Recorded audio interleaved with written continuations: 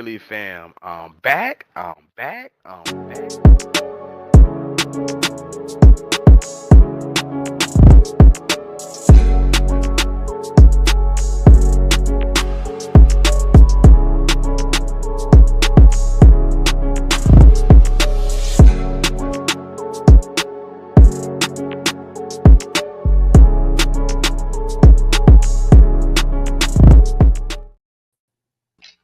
What's going on? What's going on? We back for another one.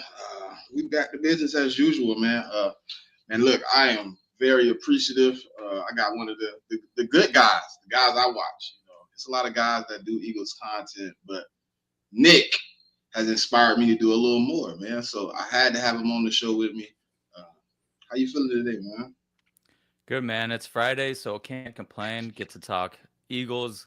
We're a couple days closer to moving on from this past week. Hopefully, we can put a better foot forward as we take on the Steelers. But I'm always excited to talk Eagles and talk football. So appreciative of you having me on. Hey, look, if y'all here, we got 15 people in here right now. I know it's going to pick up, but I'm going to say it again multiple times. If you haven't yet, the link is in the description. Click the link to Philly Film Room, man. Hit the subscribe button, hit the like, watch the video. I just watched the preview for the Steelers game. I watch the preview every week. It's late this week, you know what I mean? It's a little late this week, but we going to let it go. Yeah, a little late. Sometimes we have Late. some issues trying to get schedules together, but we always want to make sure we can get our best product out for you instead of half-assing something and not giving you a good preview. It was a really good video, man. If y'all haven't yet, check it out. I don't know how people be doing it, where they be like linking the video and then it pop up. Then you can go click it while you watch the live or when you watching the playback. But if I figure it out, it'll be there. It'll be right up there. It'll be the preview for this week. But getting into it, man. 11-2, second seed.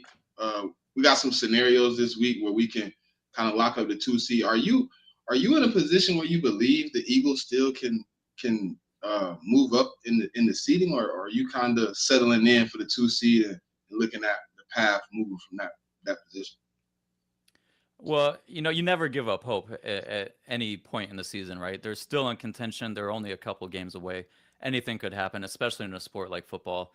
Injuries could pile up. The ball could bounce the wrong way. Next thing you know, the Lions have lost 1 or 2 games in a row. They also need the Vikings to lose a game if they're gonna take. Can you explain that to me? I know you know the numbers better than me. Could you explain that part? Why we need Minnesota to lose a game? I think it comes down to their strength of victories, their opponents, and their win-loss records. I believe that's what it is. I'm not the most up-to-date guy on these standings and all the tiebreakers. I know Dennis Selman is a guy that I follow a lot on Twitter, and he's goes way deeper into the numbers than I do. I pretty much read a lot of his stuff, but yeah, I think it really comes down to strength of victory and opponent records. Okay, because I've been looking at it too, and I'm kind of like, okay, I see like we have a better conference record. No. We actually have the same conference record, if I'm not mistaken, and because they have one loss to NFC team, we have 2 losses to the NFC. Um, so I think that's the play out. We need them to lose to another team, right? We need them to lose another game because of the conference record. Yeah, and I think them beating the Packers and that potentially being our only common opponent at this point in time plays into it as well. Okay. But I do know that it's most likely going to be that we end up getting the 2 seed, but you never know what happens. You really want that 1 seed. You want that bye week as much as possible. But, either way, this team can go on a run at any point in time. I mean, they're on a 9-game winning streak right now. Uh, we're talking about this team when they come out and they still win a game where they very well could have won by 2 possessions if Jake Elliott makes a field goal, and we think the sky's falling. But that really should show you how good this team is that we're kind of looking for stuff to look for that drama a little bit because they have been taking care of business for the most part throughout the season. Okay. So with the teams in contention, is there a team that could make a play for the 7 seed that you would want to play? If you look at the numbers right now, it's looking like most likely it's going to be the Commanders that we play against. I'd like to play the Rams again. I know who is a old quarterback from the Lions. Orlovsky was saying we should be scared of them, and then you see them last night. Nobody is scared of the Rams, especially with how bad their defense is. Uh, Really, I think the teams that are going to threaten us are the teams. It's hard to say. It's got to be a team that can really slow down the run. But you look at the contenders out there, the teams that are competing right now. The Lions are dealing with a ton of injuries, right? The team that I think could slow down the run the most is the Vikings, but they wouldn't play them in the first round. The Commanders' defense really isn't that good. They are getting Marshawn Lattimore back, so we'll see how that plays out. But if I were to say what team I'd want to play out of the Commanders or the Rams, I'd probably say the Rams again because at that point in time we will have played the Commanders 3 times in the season, and when you play a team that many times, you never know what's going to happen at that point in time. So I'd rather see the Rams than the Commanders in the playoffs, just knowing that we'll have played them for the 3rd time at that point in time. I agree with you. I think I would prefer to play the Rams. It's not. I'm fearful of the Commanders. It's more like me looking at the situation, like you said, 3 times playing a team. They kind of get into your tendencies. They start seeing what you're really doing this season, and now they have more tape. I mean, even though they have the tape of you playing other teams, they have more tape of you playing their team. And Exactly. if it's comparable to the first tape, then they can adjust a little better. I get what you're saying though. I definitely would take the Rams. Um, the elephant in the room. I know you got the numbers. I watched the tape, so I just want you to say it. On the pod. Do you think Jalen Hurts is struggling, or was it a one-off as far as passing? I think Maybe a two off. Maybe a just two off because he had yeah, 118 the week before. yeah, that game, well, the Ravens game in general was a little bit different in terms of, their passing numbers. They struggled a little bit in the first quarter. Second quarter, they came out and really walked up and down the field on the Ravens. Third quarter, they came out. The Ravens got the ball. They had a long drive. We go 3 and out. They have another long drive again. I don't think we get the ball back until a minute left in the third quarter.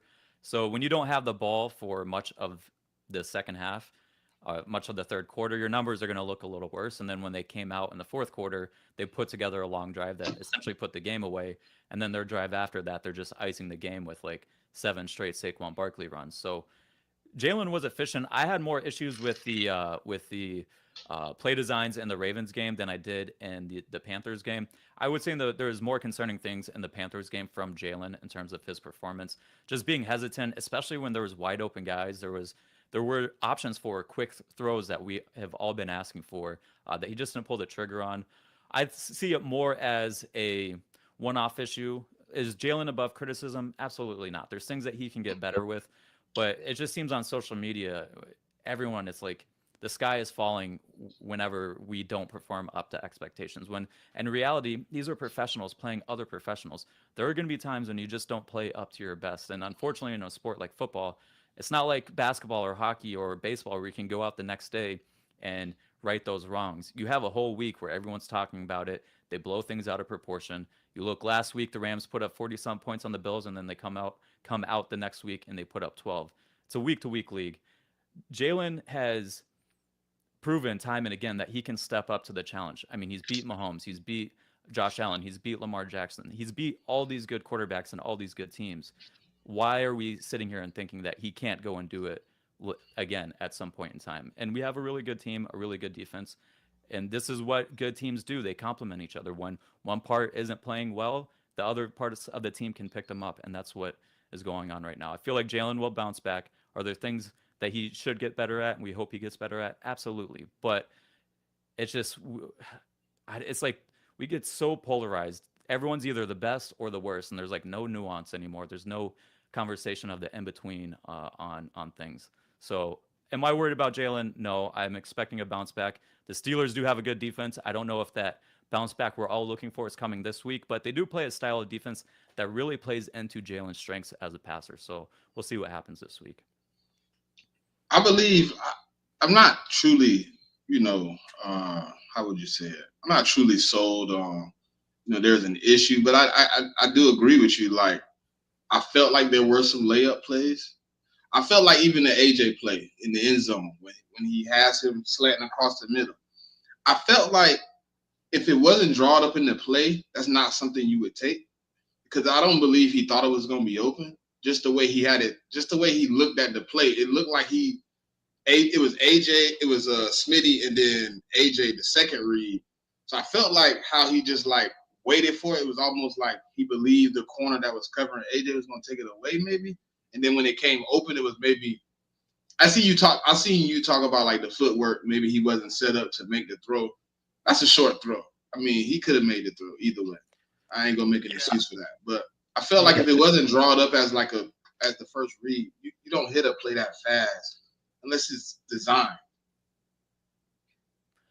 Yeah, I think sometimes you have options. You have options. There's multiple options that worked on that play, and you have multiple options that you can take.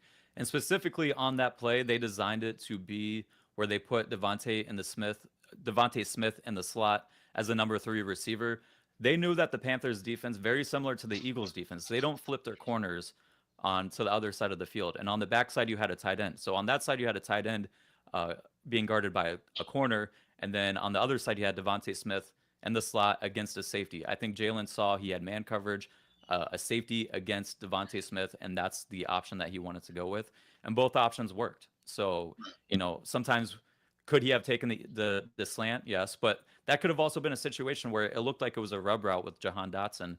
They very easily could have switched that off. And then if you look at the end of the play, AJ ends up getting blasted by the safety that's playing the middle post. So maybe Jalen thought that there would be a defender waiting for him in the middle of the field. I'm pretty sure they blitzed on that play. I think one of the linebackers might have blitzed on that play as well. If it wasn't a blitz, then that linebacker would be typically playing in the low hole position, ready to take away that slant. So I think either option would have worked. And at that point in time, I think we do start nitpicking a little bit.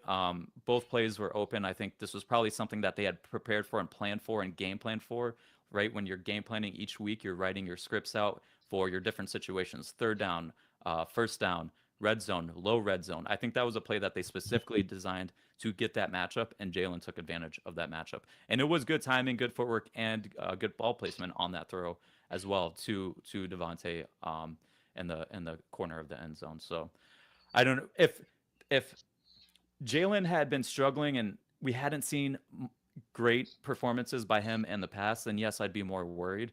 But we've seen more good performances than bad performances, and I think we'll continue to see him grow in his level of play. That's the person he's been throughout his entire career, starting from high school and college all the way up to the NFL. He's improved essentially throughout his career, and I expect that to continue. Um, yeah, I agree. I agree, man. I think Jalen Hurts will continue to get better, and I'm sure he went and watched the tape, and probably as most athletes are, he's his biggest critic. So he probably beat himself up about a couple throws he missed. He because a lot of people were telling me like the Calcaterra touchdown should have been an AJ Brown touchdown. I watched the tape. Yes, he could have made the throw, but what I wanted to ask you about. I've heard a couple of the players and Kellen Moore talk about them muddying the waters early in the games. Have you been seeing that as you watch the tape? The teams are changing up how they're playing the first few possessions of ours as it comes around. Well, at the beginning of the game, you're always trying to figure out what the other team is doing, what their game plans are for you that week. You can go back and look at, and generally what you're going to look at is the tape of games that they've played against other teams that are similar to your team and your play style. And the thing is, when you look at how they guarded those other teams, it may have worked or it might not have worked. And if it didn't work, then they're probably going to come out with a different game plan the next go round. And especially when you're playing teams, especially as good as the Eagles, you you have to throw in some changeups. So what I think this team they have struggled to start the year opening drives. I wouldn't say that's all game plan wise. Though a lot of it comes down to like they'll drive down the field. You remember the Bengals game? They were driving down the field and then you get a holding penalty on Tyler Steen and that backs you up. Uh, that's little things like that have been happening over and over and over in the first quarter. Sometimes the play calls have been a little questionable. Like it might have been the Browns game where they got past the 50-yard line and then they run some double reverse quarterback pass and then you're scratching your head at that kind of stuff. They do need to figure out what's going on early in the games and how they can get going quicker. What would you But do? it is I mean, it's hard to say. Part of it is really, I mean, it comes down to a lot of times just executing better. Going back to some of your probably running a little bit more Saquon. There are times when they end up checking out of these plays or they get a little pass happy early in the games. If you're trying to figure out how a team's going to line up and play against you, we'll get into your base plays and what you're comfortable with and run that stuff. To be honest, I think a lot of it is small sample size. We live and love a sport that is based on tiny sample sizes. So you get wild fluctuations in outcomes sometimes. I think over the course of seasons and once you stack them up, I think things will kind of normalize and you'll start to see them playing a little bit better. But it's not like they aren't moving the ball at all. It's just they get to a certain point in time and then they shoot themselves in the foot with something, whether it is a bad play call or a holding penalty or something like that. But the team, the most important thing is they adjust and they figure out answers to start moving the ball as the game goes on. I'd much rather have that than a team that has a great opening script and then they can't figure out anything else after the first or second drive of the game. Yeah, the struggle has kind of been frustrating, but it's almost like you look at the stats, or people put out all these stats about how good we are after the first drive. I think simplifying the first drive would maybe even help. Like instead of trying to do all these long developing plays or too much, like you said, get into the base formation. Even if you want to get heavy, two tight ends, Saquon Barkley, AJ, and Smitty, and just see what you got. I mean, we don't run the ball enough to me in the first two drives or the first quarter in general. It's a lot of times I look at the box score and I'm like, why does Saquon have 2 carries? And we're going into the second quarter. And then you look at the end of the game, he has 26, and it's almost like you could have gave him 5 extra carries in the first. I don't know if it was you that put the stat out. I think it was you though. Um, it was a game. I think it was either the Ravens game, but every drive that was over 4 plays, we scored. Oh yeah. That was the Ravens game. Yeah. It was just weird. They were either going 3 and out or 4 and out, or they're putting together long drives. And unfortunately, some of those 3 and outs came right in the third quarter when the Ravens were putting together long drives. When that stuff happens, it kind of throws you out of whack. And I think there is something to say as well. AJ mentioned it. When you aren't passing and you're throwing at such a low rate, I think you do have some synchronicity issues where you're not on the same page or you're not in a rhythm, as opposed to a team that is able to throw it at a little bit of a higher rate. Now, once I agree with you, they probably should run the ball a little bit earlier in the game so they can figure out how teams are lining up to them, what coverages are they running. Stick to what you're good with early in the game, and then make your adjustments as the game goes along. But I think there's a lot that goes into it. A lot of times we say, oh, it's the coaches doing this, or Jalen's not playing good enough. Sometimes it's the protection. Sometimes the protection doesn't hold up. And let's not forget about the fact that everyone is learning a new system this year. There have been blown assignments on the offensive line numerous times. There's numerous blown assignments against the Panthers in pass protection, right? But part of that, I think, is dealing with the fact that you're playing with in a new system. Every single player is, and that affects every position on the field. And then you look at the Lions; they've been with the same coordinator for 3 years straight. They're a well-oiled machine. The Eagles are still figuring out some of that stuff, and it's a long process to become masters at a system like that. So I think there's a lot that goes into it, especially when you look at like, a lot of times people say things like, why is Kellen Moore calling this play or that play? Sometimes Jalen's checking out of the play into other plays as well. So it's hard to always put the blame on this or that when we're not in the room. But obviously something's not working early in the games. It's something that we hope gets fixed. I don't know if it's going to get fixed this year. It just doesn't seem like it will. But they have had drives where they just move the ball up and down the field. They just got to stop shooting themselves in the foot with penalties or blown assignments, or sometimes Jalen not pulling the trigger on a pass that's open.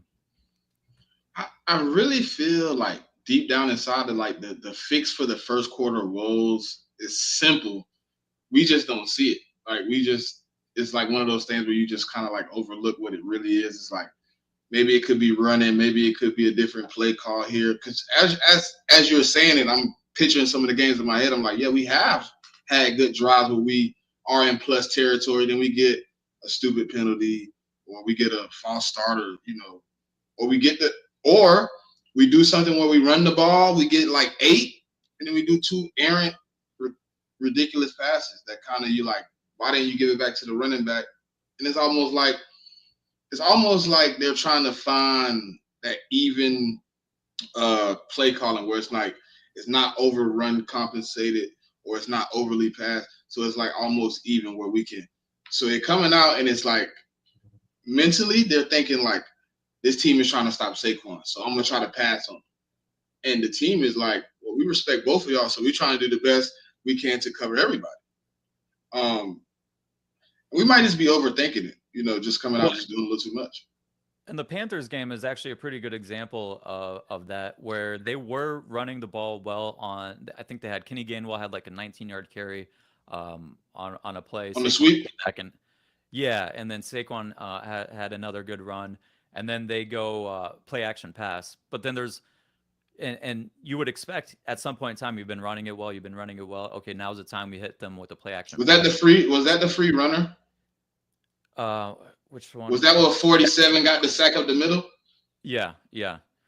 Okay. And it was just a blown assignment in pass pro. Now the thing is, if they run that play again, if they were to run that play back and you were to coach them up on it, they're going to get that fixed the next time around, right? But again, a lot of this is dealing and learning how to work in this new system, right? But around midfield is when you're going to generally see teams take those shot plays.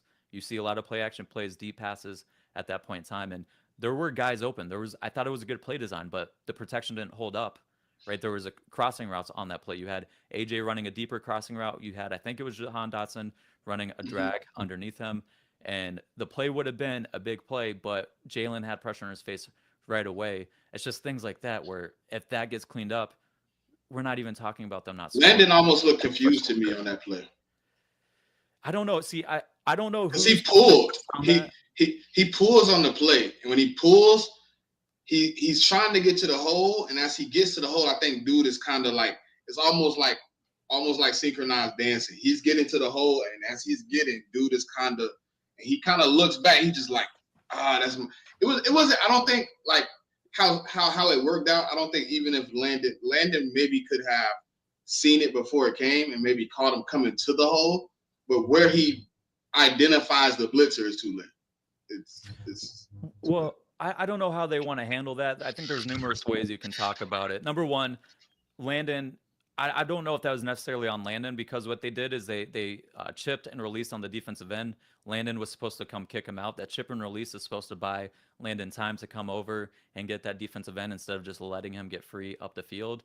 But they also sent a blitz at the same time. I think the issue was they were trying to pair their pulling Landon with the action that they're running with their backs much of the game, where they were like on the play earlier in the drive when Kenny Gainwell had the 19-yard carry. He was running a sweep in the opposite direction of where they were pulling the lineman. So they try and come back and pair up a play action pass off of that, and the protection gets blown. But you can handle that many different ways. I think probably what was supposed to happen is, if you go back and look at it, Mekhi Becton and Lane Johnson chase the defensive tackle too far inside when he was slanting inside, and no one got eyes on the linebacker to pick him up. If Lane had just foot fired in place and saw the defensive lineman slanting away and then got his eyes back to the linebacker, I think he could have picked it up. Another way it could have been handled is the running back just aborts his play action fake at that point in time and then stays in and block the linebacker. I don't think that's how they want that handled, because Kenny Gainwell is faking the complete opposite way. I don't think they want to fake him the opposite way and then tell him you also have a pass blocking assignment the other way. But that's the thing. We're not in the room, so we don't know what the answer is and how they're going to fix it. But my guess is they probably would want better communication between Mekhi Becton and Lane Johnson on that play so that they can make sure they can get that action picked up in the future. But, it's just little things like that that you want to get cleaned up now before you get into the playoffs, and you have that happen in the third quarter of a tight game against the Detroit Lions. Yeah. I have to go back and reevaluate that, because I was looking, and now that you said it, because Lane Johnson is moving inside of Landon at that point, because Landon is coming to the outside. Lane is going inside. If you're right, if he is footed, eyes up, paying attention to what's going, he probably does catch him. Yeah, and especially with, I think if the opposite linebacker had blitz, then I think that's when Kenny Gainwell would then be responsible for him in pass protection. But again, we don't know. We don't know the answers if we're not in there. But what we do know is there was a blown assignment. It didn't get picked up. I guarantee you the Eagles are going to rep that in practice this week, and they're going to be better at it going forward. But the thing is, they got so much talent, and they are a good enough team to overcome this stuff when they do have mistakes. So if Kellen Moore is our coordinator in 3 years from now, I guarantee you we're going to be a much more efficient offense, similar to how the Lions. If you look at Jared Goff's numbers, his yards per attempt, his first 2 years under Ben Johnson's system, and then you compare it to year three, night and day, a huge, huge jump in his all of his metrics this year.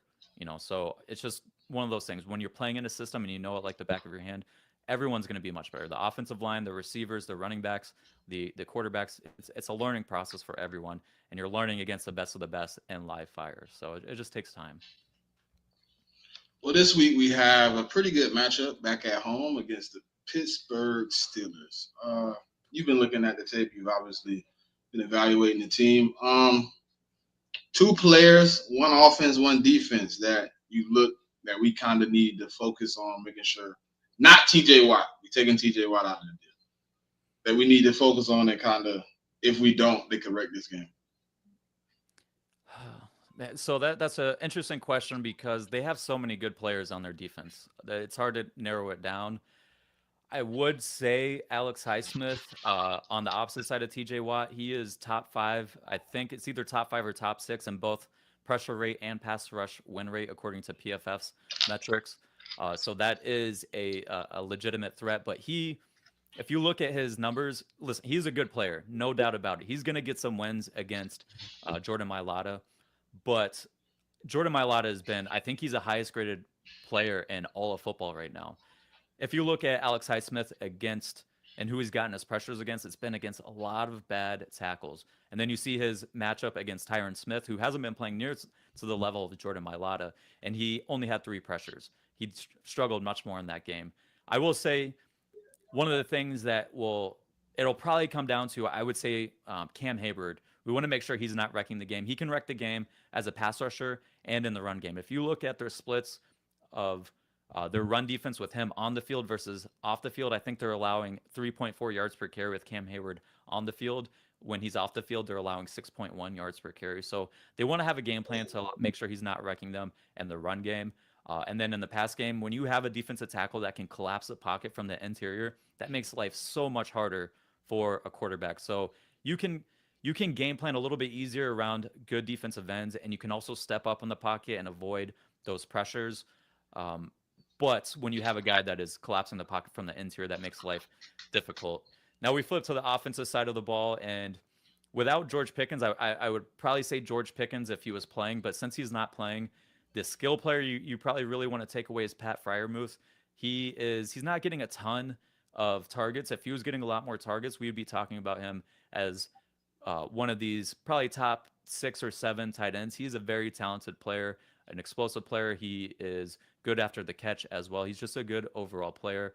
But really, you got to take away, and I would say limit Russell Wilson from breaking the pocket and extending plays. He does an excellent job of that. He's done that all throughout his career, is extending plays. And with Pickens out, I don't think they're going to get a ton of explosive plays throwing down the sideline to Mike Williams, or you saw plays to Ben Skowronek against the Cleveland Browns when Pickens was out. I'm not worried about those matchups.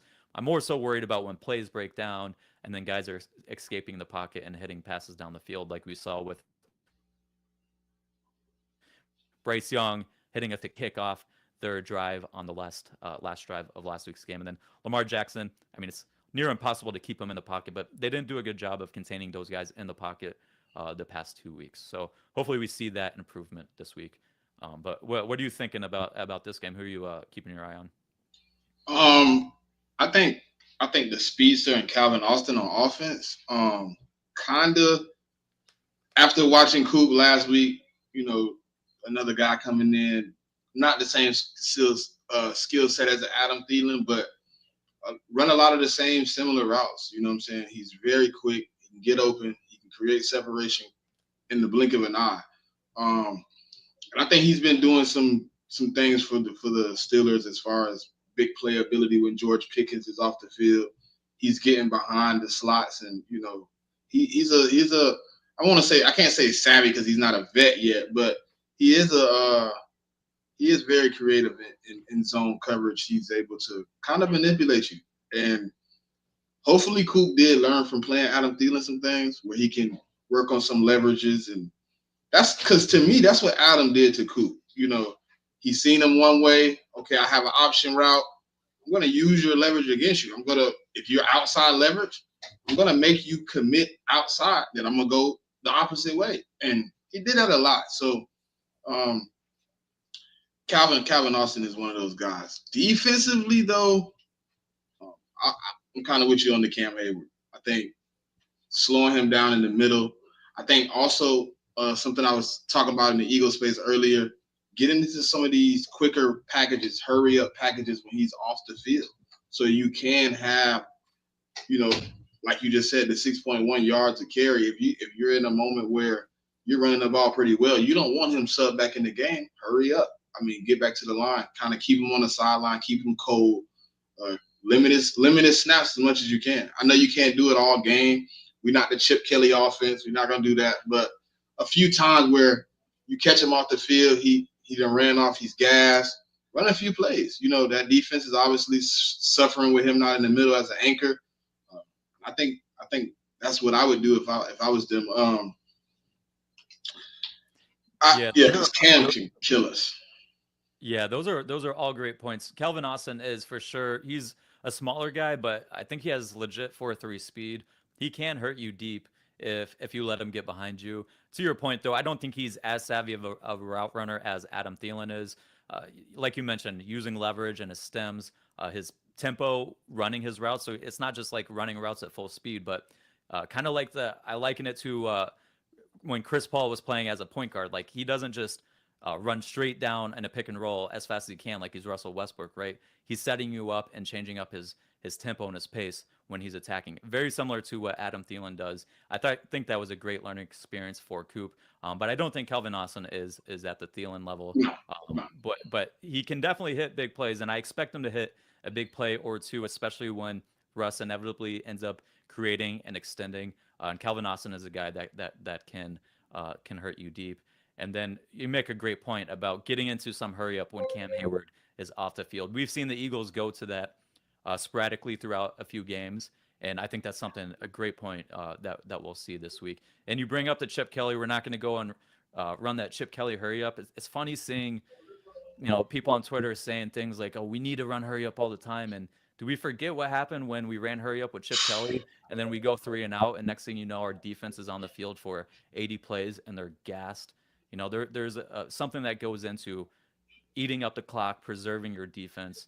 And then also when the other offense can face your defense for more plays, they're going to start to figure out your defense. I love having a ball control offense because it preserves your defense in terms of their stamina, the wear and tear, but also it doesn't let the other opposing offense get more, shots on net, shots on goal by seeing your defense for more and more plays. But all great points for sure. So I asked you the guys that can wreck the game. Who's the weak links that you see? One on offense, one on defense. Yeah, weak link on offense is Broderick Jones at right tackle. He has one of the highest pressure rate and sack rates allowed. You look at his technique; it's all over the place. He's got a lot of skills, a lot of talent, a lot of attributes that you like, but you got to put that all together. He's still a young player. His matchup would be Nolan, right? It'll be Nolan Smith. I'm sure Jalex Hunt will rotate in a little bit as well. They do switch once you get into like the fourth quarter. Josh Sweat will start to rotate to the other side, and he'll get some reps against him too. But on the other side, Dan Moore Jr. at left tackle, he's not the greatest either. I expect we should be able to get some pressure from the edges. I think Milton Williams can get some wins against Isaac Seumalo inside as well. Their rookie right guard is actually a pretty good right guard. So I'm interested to see that battle against Jalen Carter. Jalen is a more physically athletic and imposing player, so I think he should get his handful of wins. But I don't think it's just going to be he's getting wins left and right in the entire game like we've seen in some games. Mason McCormick's been pretty good. Defensively, I would say I think you can kind of go at really either or if you want to go at Joey Porter Jr. Or Jackson on the other side. Uh, Neither of those guys rank very well in terms of the yards per target allowed, and in fact, Joey Porter Jr. ranks like 80th out of like 120 qualifying corners. I don't have the numbers in front of me. And yards per target allowed. He has 15 penalties this season. That's five more than Terrion Arnold. The difference between Joey Porter Jr. and Terrion Arnold, how many more penalties he has is the difference between Terrion Arnold and I think it was the 24th corner in the NFL. So not only does he get beat a lot, he starts to grab a lot, and I think that's a matchup where either AJ or Devontae can take advantage of him, and especially if you can get these guys into some stacks and some bunch formations, bunch looks, you can force Joey Porter Jr. to have to play off coverage. He's not the best at transitioning and off coverage. He really wants to get in your face and press. And if you can get Devontae Smith running, how fluid of a route runner that he is going against Joey Porter Jr., I think you can see some wins. And just how much man coverage and press they play this week. This really is a game that AJ Brown tends to take over and take control. When you think back to the Browns game, he had the slot fade touchdown against press man coverage. He ended the game, iced the game with like a 40-yard fade down the sideline against press coverage. This is setting up for a get right game for AJ Brown, who needs to be fed the ball this week. You took both of mine. I didn't think you was gonna hit both of them. I, But I did say like six players, so I guess I didn't mess up. nah. The first time you hit like Joy Porter Jr. and Broderick Jones, those are my two, because Broderick is really bad right now. But I can switch it up. I'm on the fly. I think Najee Harris could be the weak link for the team. They like to run him a lot. They like to run him in those sets. And I think if we can eliminate him from the game and kind of make Warren more of the running back, I don't think they rely on him a lot in like just the running game. Just, hey, we want to power it. We want to run the clock. We want to go 10 plays down the field. We want to set it up for Russell Wilson, the play action. I think Najee Harris is more of the back they want to focus on, and then they want to bring Warren in to kind of offset. I think if we could take him away early, get them playing behind the sticks, I think you could take him out of the game, because I did watch a couple of games this year where they stopped giving Najee Harris the ball because it wasn't effective getting moving. He's a Derrick Henry type guy, not as explosive as Derrick Henry, but he needs to get going to be a problem. If you can hit him before he gets his legs rolling, before he gets to moving, you can stop Najee. And I think defensively, I would manipulate Minka. He likes to play with his eyes in the backfield. I think Jalen Hurts taking his eyes, what he's been doing more this season than the last time we played them, and using it to look one way, manipulate the safety to slide just enough to get one-on-one matchups on the other side of the field. I think that could be very utilized because Minka is one of those guys who's looking to get in the pass lane, who's looking to get the interception. He makes some of the mistakes that we have a guy on our team named C.J. Gardner-Johnson makes. He gets his eyes in the backfield. He gets a little overzealous. He's back there trying to be a ball hawk. He gets caught out of coverage. So I think using Minka in some of this pass game, if we want to open up, using your eyes to manipulate him, keep him guessing, keep him out of the way of the play, I think we could be in a good situation. Yeah, and really manipulating whoever is back there, because news broke today that Deshaun Elliott is going to be out for this game. Their other safety. Ooh, the second safety? Yeah, and so at that point in time, there was a Steelers beat writer that was saying he's expecting that we're going to see more Minka Fitzpatrick play in some of his old role where he would play more in the box and play over in the slot a little bit more. In that case, you're probably going to have a different safety rotating deep, maybe DeMonte Casey. I don't know who they're going to put back there, but either way. Oh, it is Casey. It is Casey. One of the guys I game with, they're really friends, and he said he's getting his first start this week. Oh yeah, well okay, then we won't go too hard at KZ here. But nah, I don't know him. Yeah, fuck him, right? But yeah, I mean, I think we can take advantage. They have been, Daniel Jones threw all over them, so this should be a game where, and that was when he didn't have Andrew Thomas at left tackle. He was getting killed by TJ Watt. and Alex Highsmith, they, for whatever reason, were not giving much help on either of those tackles. And Daniel Jones still took them to the brink, was able to throw on those guys. So I think the Eagles should be able to throw against this team. They will need to make sure they protect up front because they have a ferocious pass rush. I honestly think they probably have a top three front in the NFL. There's very few teams that are as deep. Number one, as good at the top, but then as deep as they are. They hit you with waves of pass rushers on the edge and in the interior. Larry Ogunjobi is out this week on the interior for them. So you will see more Keanu Benton, and then you're going to see some of the more of their backup defensive tackles, and they're in the game as well. And to your point of when Cam Hayward's out of the game, run some hurry up, and try and keep him off the field. I want to give one more stat too that I noticed. The Steelers have a top six run defense and many stats: yards per carry, EPA per rush, rushing yards over expectation per attempt. But if you look at their yards per carry on designed runs based on personnel, they are it was top three in both uh, yards per carry allowed and against 12 personnel and 21 personnel, but they were 28th. I believe they were allowing 5.0 yards per carry and 11 personnel. So when you can spread them out a little bit, and what happens is they go to their four down fronts, and you can get double teams on the interior of their defensive line a little bit easier that way. I think we can see Mekhi Becton and Cam Jurgens displace some linemen out of the way and create big runs for Saquon Barkley. But they do tackle well on the back end, so that is something to be seen. But I mean, it's pretty freaking hard to tackle Saquon Barkley. But we'll see how this game goes. How do you feel about the record? I know we're talking real football, but what's your opinion? Do you want it? Do you believe he'll get it? I mean, where are you at with the record so Uh, I'm if it comes naturally, yes. I don't want it to be a thing where we're force feeding him 30 carries in week 17 or 18 just to get the record. We have bigger goals, and ultimately, what I mean, you are going to be remembered for breaking the record, right? But what you're going to be remembered for the most is winning a Super Bowl. Getting a statue put up. So I think, and the whole team knows it that they have bigger goals than breaking any individual record. And you look at Saquon in the Giants game, he had the opportunity to set the franchise record, his record for rushing yards in a game, and we all saw the mic'd up moment where he's like, "No, let the other guys eat." He is a consummate professional, a true teammate, and so if it comes naturally, yes, but I don't think we need to be sitting here and it's week 17 and force feeding him 30 carries if we're up by 14 points in the fourth quarter or 20 points in the fourth quarter, especially with some of the bad teams. I think we end the season with the Cowboys and the Giants, so we should be able to get up on those teams. Saquon might be able to get the yardage necessary just on his own in the first half. He had like 176 yards against the Giants the first game on 14 or 16 carries, something like that. So he might get there anyways.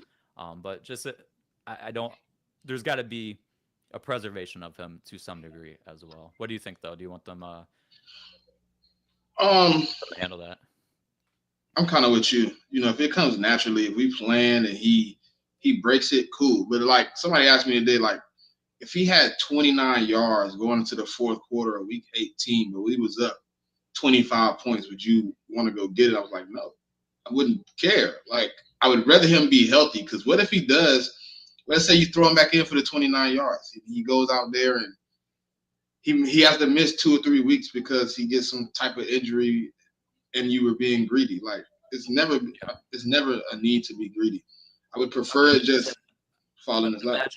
Imagine social media with what people be saying about Sirianni if Saquon Barkley misses the playoffs because we were trying to get him that record. People would be livid. And they already hate him now when we're winning. I can't imagine what would happen if at that point in time. So yeah, I do think the record is the only way Saquon gets MVP. Yeah, and that's unfortunate because it's like he is so valuable to this team, and I understand how valuable quarterbacks are, but when you're the team that is leading, man, I wish I pulled this up. They have like 40 less pass attempts than the 31st team in pass attempts. That's a huge drop off. That's like a game's worth of pass attempts that they're down. They're giving Saquon the ball so much that his value is to me equivalent of what quarterbacks are doing. So it's a little frustrating that a guy has to break the record. I do wonder now that they're really talking about going to 18 games in a season. A lot of these records are gonna be broken at some point in time.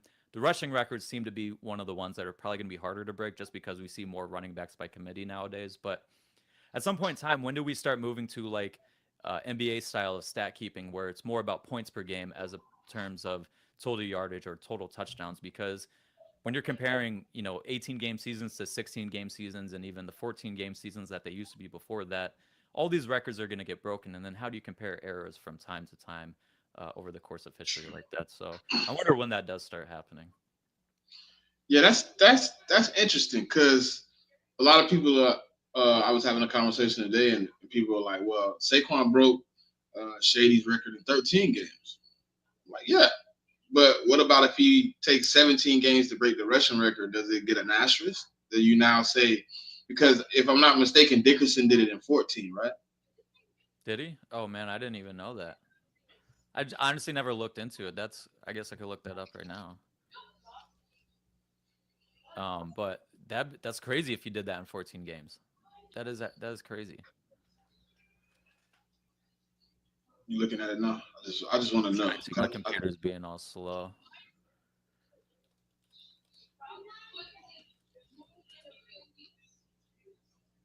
But if it is, I mean, but if it is in that situation, like, does it? Do you look at it differently that he broke the record? Because I mean, some of the guys that got 2,000 yards took 16 games to get it. I mean, I just don't know, man. If it gets to that point, then yeah, it'd be crazy. Yeah, and it was a 16 game season when he Okay, broke it in. okay. But he was averaging, and part of that comes down to as well how many carries are you getting? He had 379 carries that season. He was averaging 5.6 yards per carry. I think Saquon's averaging over 6 yards per carry. I mean, that's more impressive on its own at that point in time. I know errors are a little bit different.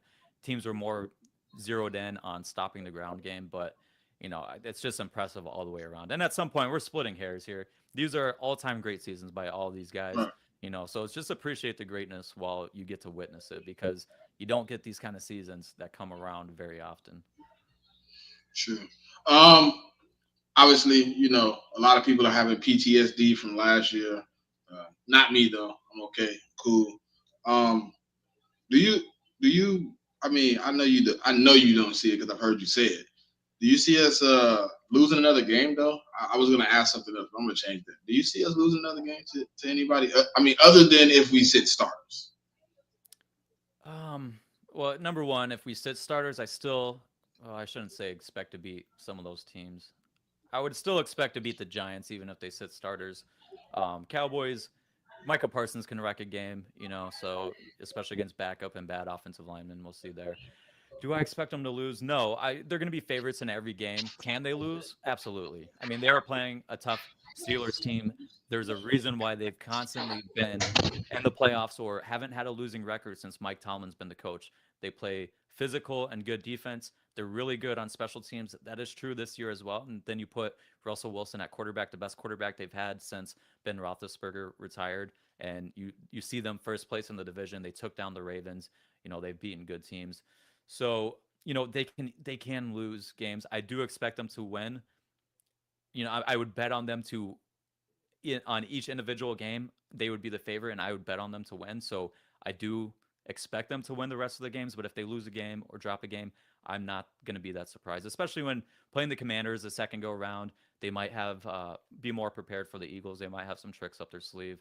But overall, the Eagles are overall a better team than everyone that they're playing left. But I get what you're trying to get at in terms of like, do we expect a collapse like last year? And I just don't think this team is anywhere near the same in terms of their mentality, the players that they have on the field. I mean, you just go back and look at last year, especially that Cardinals game, and these guys are pointing on defense all over the place because no one knew where to line up. You had Reed Blankenship having to direct. I remember it played vividly. It was Reed Blankenship was communicating with Kevin Byard on one side, and then he was having to tell Keely Ringo where to get lined up, and then they motioned, and he had to stop Keely from switching with the motion and tell him where to get lined up. And when you have guys having to, like, especially a guy like Reed Blankenship, when he's having to sit there and make sure everyone else is in the right spots, well, then he's not going to be able to play up to the level he needs to be able to play up to as well, because he doesn't have time to sit there and be like, okay, this is my job. This is what formation they're coming out in. This is what defense we're in right now. And this is how they like to attack the defense and the coverage that we're in, when he's having to sit there and the entire pre snap is line everyone else up. This defense is playing nothing like that. They are on it from the top to the bottom. Even Cooper DeJean stepping in as a rookie is really like a captain of the defense almost, with how much you see him communicating. So I don't think they're going to have a collapse like that. Their defense was just so bad last year; it's hard to overcome.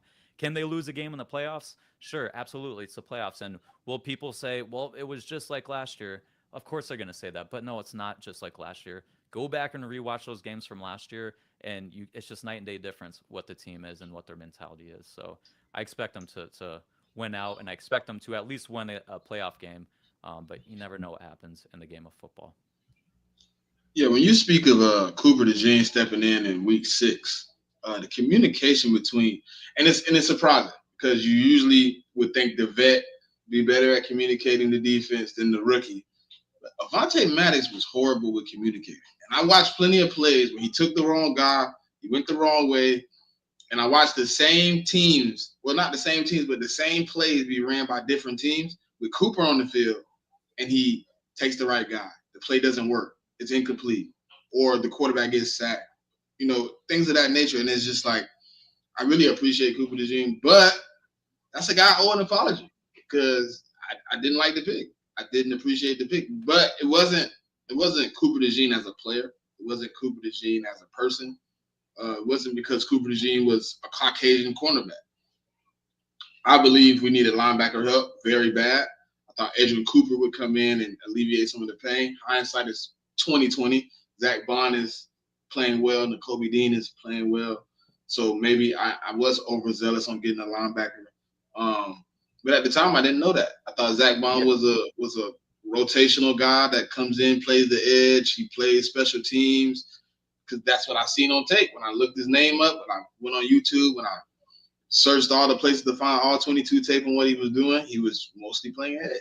So when he comes in, he plays inside linebacker, and he's playing at the level he's playing now. It's like, okay, well, and he's also still playing edge. So I was a little overzealous. I wasn't overly hyped, but I do have a Cooper DeJean jersey because of the podcast. The people did not like my reaction, Nick. They were really upset. They was like, why you don't like Cooper? I'm like, we don't need another cornerback. We just got the best cornerback in the draft. I wanted to get a linebacker. But that's understandable. I think a lot of people were in that position. For me, I didn't like the Jalen Hunt pick because I thought we could have gone and gotten a Peyton Wilson. But like you were saying, we didn't know that we were going to have Zach Bond playing at this level. We didn't know Nakobe Dean was going to step up to this level. So I think sometimes we start to look at it from a positional need standpoint, and that's where you really got to try and stay away from looking at guys and drafting them for need, and just look at the talent. Can they impact and make some impact on your team in some way, shape, form, or fashion?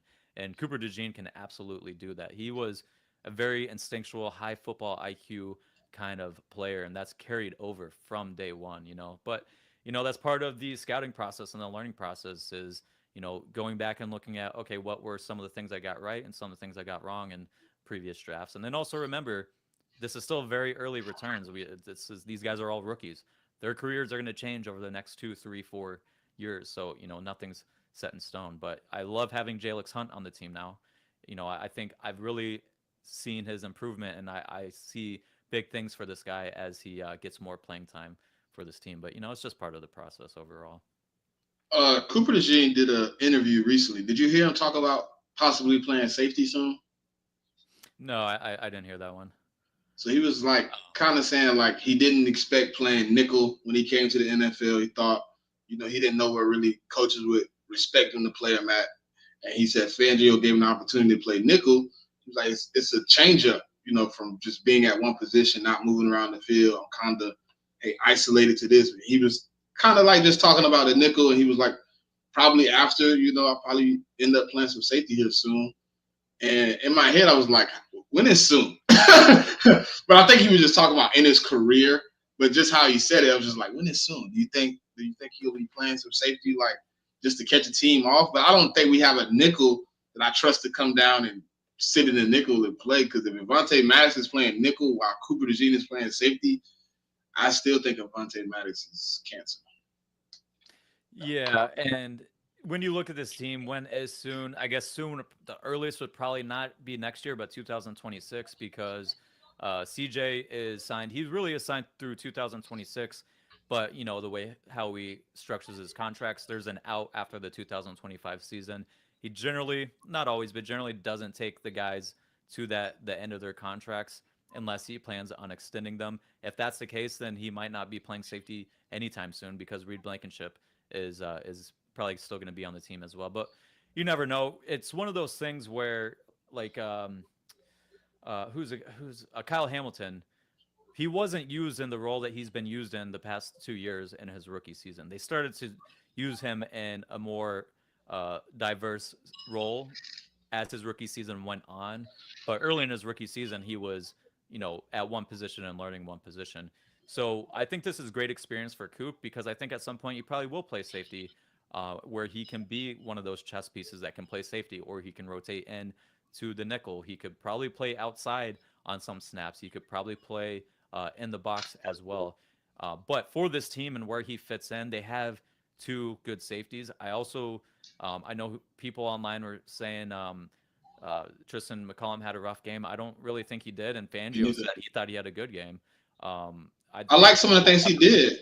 I think I like, even though he missed the tackle that people keep quoting out, I think him coming down and kind of cutting off that run lane stopped the run from going for maybe 10 or 15.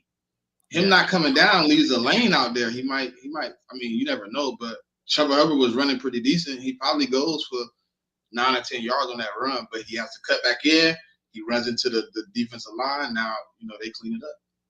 Yeah, and that was his first NFL start, right? So we shouldn't expect him to be perfect. And Right. CJ's not perfect, and he's been starting for the past 3 years at safety. He's started at nickel and New Orleans, but no one's going to be perfect. But I liked the flashes and the upside that I saw. That you keep working with those guys. Who knows? He could be on this team for a long stretch of time as well.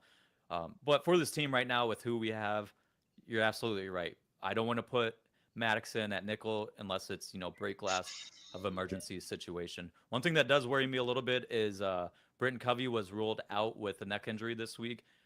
I just get terrified seeing Cooper DeJean back there returning punts. I love what he brings returning punts, but he's so valuable to this defense and his role that I just don't want to expose him to some of the hits that he has to take as a punt returner. So that does worry me a little bit, but I'll cross my fingers and knock on wood that he'll be fine. All right, so we get to the end of the video, y'all. Listen, if you want to check out this video on the Steelers breakdown, uh, click the link in the description. Go over to his page, like, comment, subscribe. Tell them Smitty sent you. Tell them Smitty sent you, so they know we sent them. But I'm not gonna ask you your keys to victory because they're gonna have to watch the video to get that. But I'm gonna ask you to give me 3 things you would like to see the Eagles try to improve on this week. Number one, let's get AJ the ball. We gotta get you gotta remember these are human beings playing the sport. It's not like you're out there and these are Madden players are sticking out there and telling him to go run 60 routes or play 60 snaps a game and then throw at him, get him targeted and involved 4 times in the game. Especially a talent like AJ, he needs to be involved, and we need to make sure we're getting him the ball early and often. Outside of that, I would, like I mentioned, run in um, uh, 11. 11 11. personnel against the Steelers defense. I think that's a way to take advantage of them. But I guess you're saying what to do in terms of what to get better at. No, you could. I mean, you could. That could be 2. Just Well, I don't want to give away what you've already given us. You know what I mean? yeah, They could tune into the video for that. But I'm just trying to yeah, get us something. I get what you're You know? saying. But improvements, Jalen being playing on time more consistently. It's not like he never plays on time, right? We get to that social mediaification of the world where we say he never does this or he always does this. He needs to be more consistent playing on time. That needs to improve going into the playoffs. And then just starting faster on offense, finishing these drives when they do get moving. Don't get these dumb penalties, these ineligible man downfield, a holding penalty, a blown assignment in pass pro. Let's be sound on and really prepare our opening script and make sure we're down and everyone's on the same page. But Get AJ involved early in all of these games going forward. Start faster, and then let's play on time from Jalen Hurts. My three. You took one, obviously. I ain't gonna say just Jalen, but utilizing the plays of quick offense. Some of those slants, some of those drags, just getting them earlier instead of trying to like second quarter, third quarter. Get some of those easy completions, those easy early completions in the game to AJ, to Devontae. Um, I'm not going to keep harping on what we need to do with Jahan Dotson. Obviously, that there is. I don't know. I don't know the relationship or if he's just not performing well in practice. I don't know what it is. He's not getting opportunities. So until I see differently, I can't really sit on the show and keep saying, "Hey, we need to get Jahan opportunities, Jahan opportunities." He's obviously either not showing something, and then or we have a game plan where he's just not implementing. He gets his one or two targets a game. He makes one sometimes. That he has one play in our heads that we would always remember, the one-handed catch. So I'm not going to use the Jahan, but I do think um, utilizing some of the quick passing game, starting early, and on defense, take the run away from them early, man. I know last week, as you said, they weren't really dominating us in the run, but they were persistent with the run. This is another team that's going to be persistent. You can probably end this game with both of their backs having 13 plus carries. And when you get in a game like that, obviously attrition sets in, so you want to be able to slow them down earlier. Make Russell play. Um, and you said it earlier. I'm gonna reiterate it. I'm gonna follow you on this one. Lane integrity on the pass rush. Keep Russ in the pocket. Make him utilize the pocket. He's not tall. He works better to me outside on the move. You can keep him if you can keep him squared in. Uh, make him make plays from inside the pocket, man. Make him play on schedule where his game isn't the strongest. Yeah, absolutely, absolutely. And to your point, I want to make one more point. To your point about the Panthers last week continuing to run, they weren't ripping off a bunch of chunk gains, but they were able to get 3, 4, 5 yard gains, and they would stay committed to it. Chuba had like 23 or 26 carries.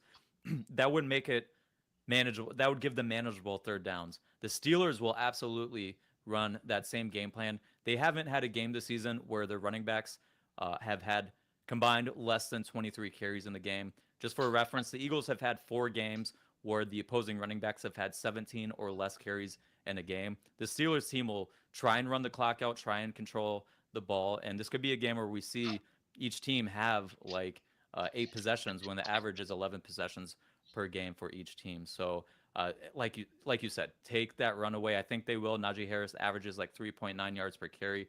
Chuba was averaging 4.9 yards per carry coming into the game. I don't think he's a guy. I think Warren is better for this team, this offensive line. When, like you said, Najee needs space to be able to get up to speed. If you can clog up lanes, he's not the shiftiest guy that can create for himself behind the line of scrimmage. Jalen Warren is better at that. But they're going to give, for whatever reason, they give Najee Harris the ball way more, slow him down early, and I think they will be able to come out with that victory. Well, Nick, man, I want to say thank you for popping in, chilling with the people. And we got 75 people in here, man. Look, if y'all haven't, hit the description, go over, click the like, comment, subscribe. Tell them I sent you. Smitty sent you. Man, look, I watch every week. We're going to be doing this again soon, man. So any last words for the people before we get up out of here?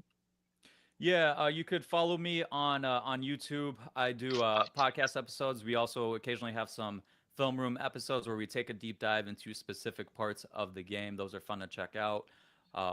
You can find that Philly Film Room on YouTube, and then you could follow me on Twitter or X at Philly_films. But I appreciate you having me on. I love talking birds, and we'll definitely do this again, especially coming around draft season and off-season talk. When things can slow down and I get a little bit of time to breathe, I definitely. But that's my time of the year. That's my time of the year. Yeah. I'm a draft guy because I started with the college football. I'm kind of I got a couple draft boards already kind of manipulated up, but I don't keep those for a couple of months because we ain't at that point yet. I'm gonna let the teams that have officially been eliminated from the 2024 season, deal with draft boards while I look at what we can do to get through the playoffs. Yeah, yeah, and we'll Um, have you on the podcast too as well, man. But looking forward to it for sure. Appreciate you for coming through, Nick. Hey man, all y'all have a good night, man. Have fun, be safe. See y'all next week, man. Love, peace, and hair grease, man. We out. Yo, Philly fam, back, back.